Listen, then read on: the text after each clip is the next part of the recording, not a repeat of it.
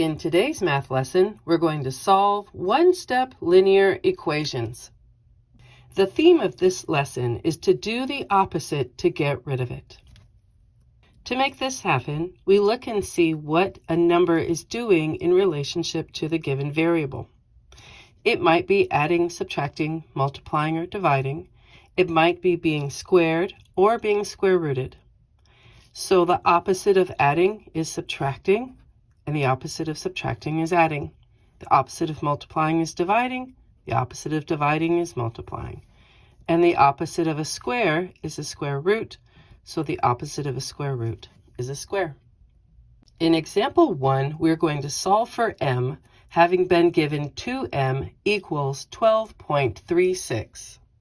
As I begin solving any function, the very first thing I always do is draw a line, lovingly known as a river, straight through the equal sign down through the space below the given equation.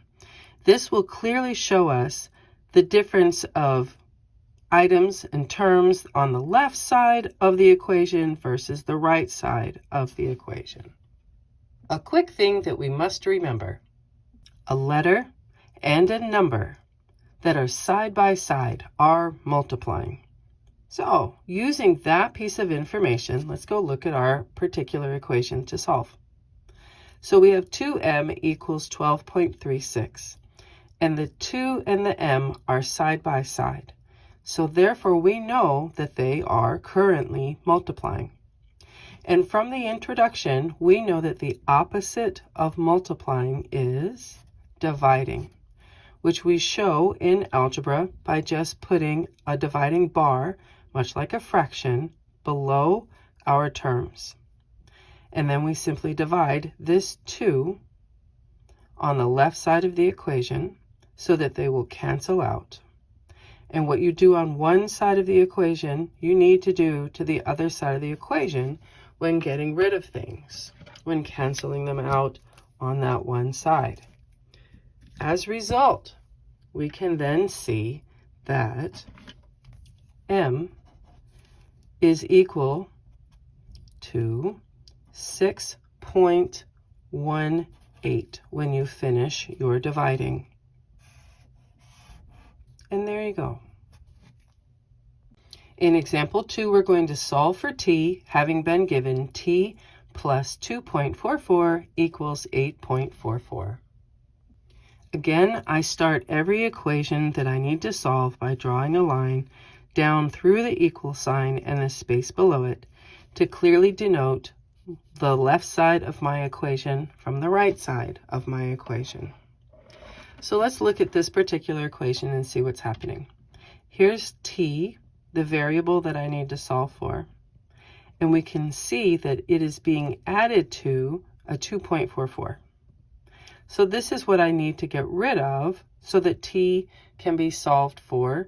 We can determine what value needs to go in for t to make this a true statement. And we do this by doing the opposite to get rid of a number. So the opposite of adding is subtracting.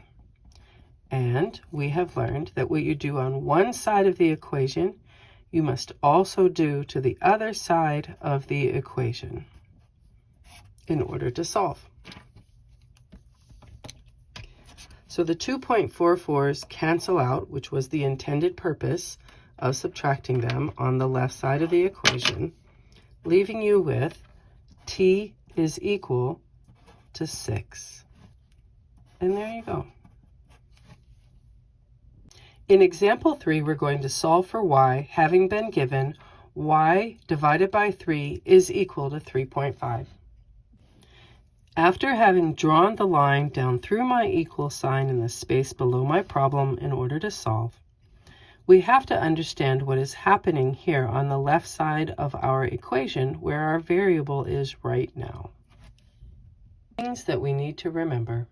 Whenever you see a fraction, I need you to remember, I need you to realize that that is the exact same thing as dividing. That's what's happening.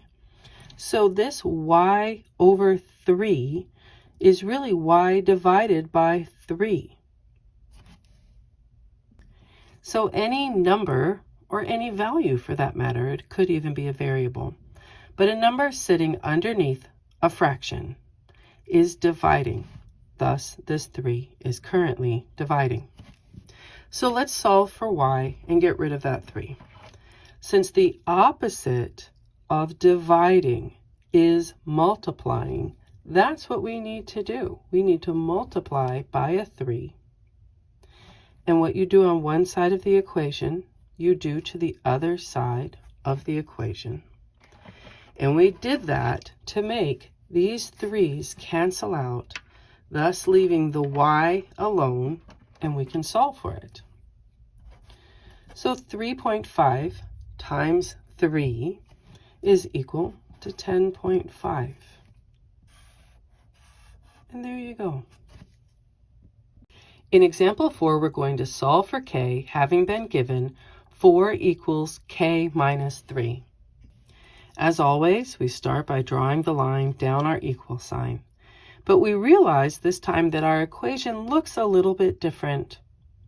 The variable is on the right side of the equation. But truth be told, it really does not matter which side of the equation the variable is on. You're just going to get it alone, just like normal. So let's begin that process together. So here I have k minus 3, and we know that in order to get k alone, I have to get rid of this minus 3. And the opposite of subtracting is adding. So let's add 3 to both sides of our equation. Because what you do on one side of your equation, you have to do to the other. So my 3's now on the right side of my equation cancel out, leaving just a k over on the right side.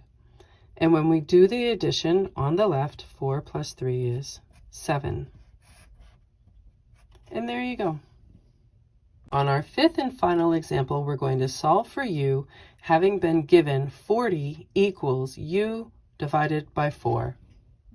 As I draw the line through my equation, I see immediately that we have our variable on the right side of the equation, and that's just fine. There's nothing wrong with that.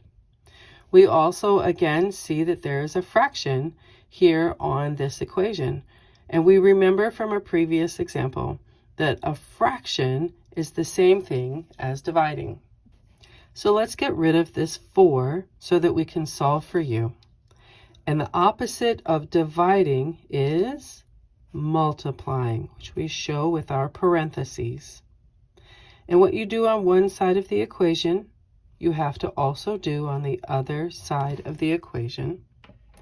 And we did this intentionally so that our 4's would cancel out. And now that the u is alone, we can go ahead and finish this off by multiplying 4 times 40, which is 160. And there you go.